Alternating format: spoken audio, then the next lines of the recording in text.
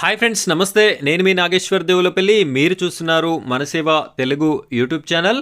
Friends, Bathukamma పట్టు చీరలకి సంబంధించినటువంటి బిగ్ అప్డేట్ అయితే మనం ఈ వీడియోలో చూడబోతున్నాం. ఈ యొక్క బతుకమ్మ పట్టు చీరలు గత కొంతకాలంగా ఆడబిడ్డలందరినీ కూడా ఊరించడం అయితే జరుగుతుంది. ఎట్టకేలకి రాష్ట్ర ప్రభుత్వం అయితే ఇందిరమ్మ జయంతి రోజున పంపిణీ చేయాలి అని చెప్పేసి ఈ యొక్క బతుకమ్మ పట్టు చీరల డిస్ట్రిబ్యూషన్ కార్యక్రమాన్ని అయితే పెట్టడం జరిగింది. అయితే ఈ యొక్క పట్టు చీరలు ఎవరెవరికి ఇస్తారు అనేటటువంటి పూర్తి విషయాలని నేను మీకు ఈ వీడియోలో అందిస్తాను. ఈ ఐడి కార్డు ఉన్నటువంటి వారికే వస్తాయి అని చెప్పేసి రాష్ట్ర ప్రభుత్వం నుండి అయితే మనకి ఇన్ఫర్మేషన్ అయితే రావడం జరిగింది. ఆ ఐడి కార్డు ఏంటి, దానికి సంబంధించినటువంటి పూర్తి వివరాలని నేను మీకోసం అందించడం జరుగుతుంది. వీడియోని కంటిన్యూ చేయండి.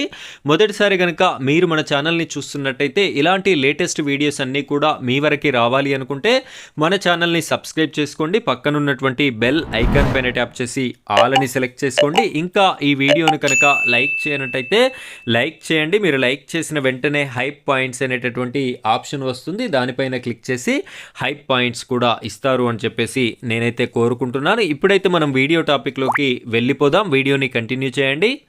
ఇక్కడ చూడండి, మహిళలకి గుడ్ న్యూస్. ఇందిరమ్మ జయంతి నాడు డబుల్ ధమాకా ఒక్కొక్కరికి అని చెప్పేసి మనకి కనిపిస్తుంది. తెలంగాణ ప్రభుత్వం ఇందిరమ్మ చీరలు పథకానికి శ్రీకారం చుట్టింది. నవంబర్ 19న మాజీ ప్రధాని ఇందిరాగాంధీ జయంతి సందర్భంగా మహిళలకి 2 చీరలని ఉచితంగా పంపిణీ చేయనుంది.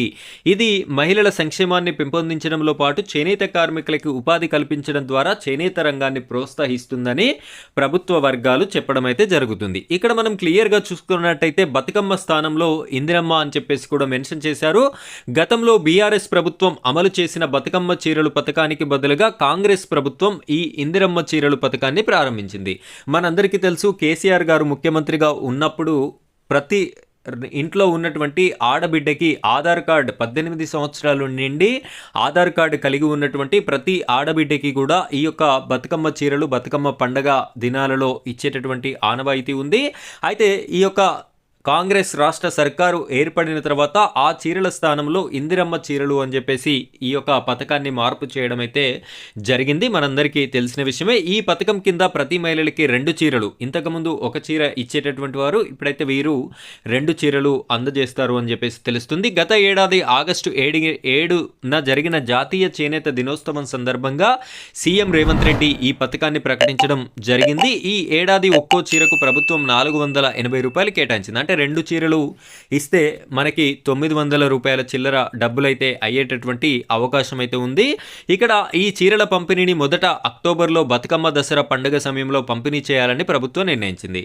అయితే గత పండగ దినాలలోనే చాలా వార్తలైతే రావడం జరిగింది, పంపిణీ కార్యక్రమం చేస్తాము అని చెప్పేసి. అయితే ఎన్నికల సంఘం స్థానిక సంస్థల ఎన్నికల నోటిఫికేషన్లు జారీ చేయడం, ఆ వెంటనే హైకోర్టు రిజర్వేషన్లను నిలిపివేయడంతో ఎన్నికలు రద్దవడం వంటి పరిణామాల కారణంగా పంపిణీ వాయిదా పడింది. అదొకటే రీజన్ కాదు, ఇంకా కొన్ని రీజన్స్ కూడా ఉన్నాయి. మంత్రి సీతక్క గారు అయితే చెప్పడం జరిగింది, అసలు ప్రింటింగ్ ప్రక్రియ అనేది 100% కంప్లీట్ కాలేదు, దానివల్లనే ఇవ్వలేకపోతున్నాము అని చెప్పేసి కూడా చెప్పడం అయితే జరిగింది.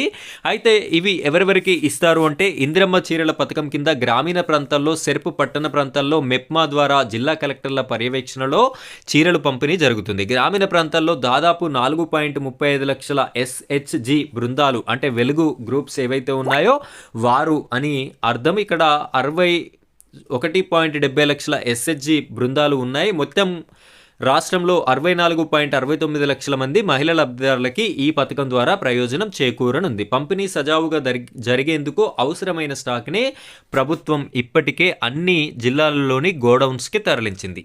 ఇక్కడ ఈ యొక్క పంపిణీ కార్యక్రమం అనేది వెలుగు గ్రూప్లో ఉన్నటువంటి మహిళలకి మాత్రమే ఈ శారీస్ని అయితే డిస్ట్రిబ్యూట్ చేయడం జరుగుతుంది.